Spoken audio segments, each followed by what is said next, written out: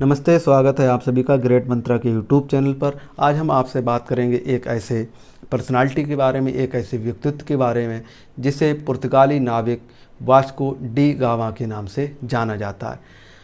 आज से 524 साल पहले सन 1497 में 8 जुलाई दिन शनिवार को पुर्तगाली नाविक अपने जहाज़ के साथ रवाना हुए और समुद्र के रास्ते भारत की यात्रा करने वाले पहले यूरोपीय बने।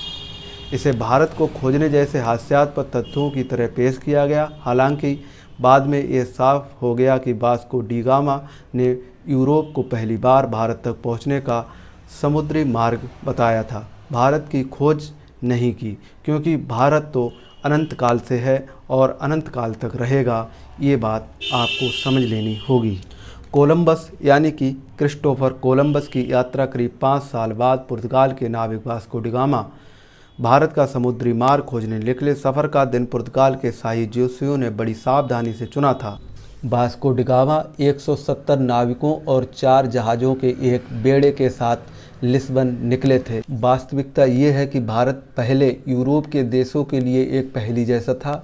यूरोप तब अरब देशों से मसाले और मिर्च इत्यादि खरीदता था। अरब देश के कारोबारी उसे ये नहीं बताते थे कि मसाले कहाँ से उपजाते हैं और कहाँ से लाए जाते हैं। अरब व्यापारी उनसे ज़रूर कुछ छुपा रहे हैं। यूरोप वाले अरब के उस पार पूर्वी देशों से ज़्यादा परिचित नहीं थे, इसीलिए कारोबारी बुद्धि से प्रेरित होकर ही इटली के नाविक क्रिस्टोफर कोलंबस उस देश का समुद्री रास्ता ढूंढने निकले जिसको उनके यहाँ कोई नहीं जानता था, जिसके बारे में सिर्फ सुना जाता था।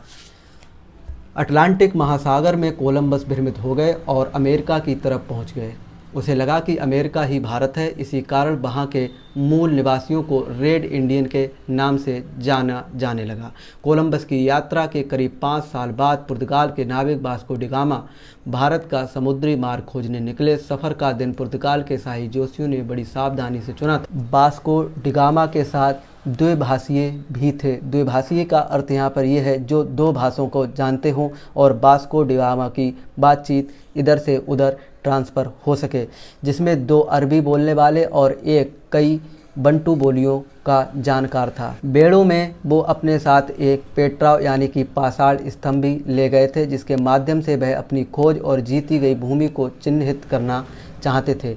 इसके साथ जहाज़ पर तोप भी रखे गए थे। वास्को डी गामा ने समुद्र के रास्ते कालीकट पहुंचकर यूरोप वासियों के लिए भारत पहुंचने का एक नया मार्ग खोज लिया।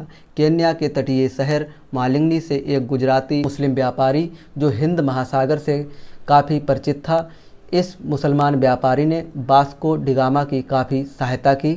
कालीकट या कोलिकोट केरल राज्य का एक शहर और बंदरगाह है।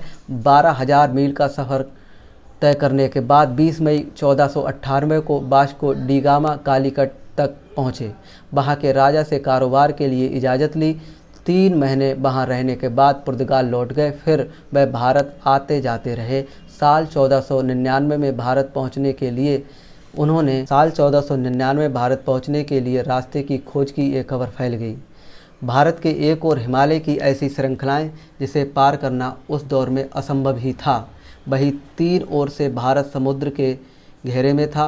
ऐसे में यूरोप वासियों के लिए भारत पहुंचने के 3 रास्ते थे। पहला रूस पार करके चीन होते हुए बर्मा यानी कि म्यांमार वाला लंबा और जोखिम भरा रास्ता। दूसरा रास्ता था अरब और ईरानियों को पार करके अपना।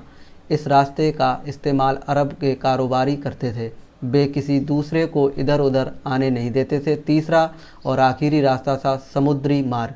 इस रास्ते में प्रकृति के अलावा तब कोई और चुनौती नहीं थी, इसलिए यूरोप वालों ने इसे चुना। यूरोप से Vasco da Gama Cape of Good Hope Africa के दक्षिणी कोने से होते हुए भारत तक पहुंचे। साल 1503 में गामा हमेशा के लिए पुर्तगाल लौट गए। 20 साल बाहर रहने के बाद वह फिर भारत वापस चले आए।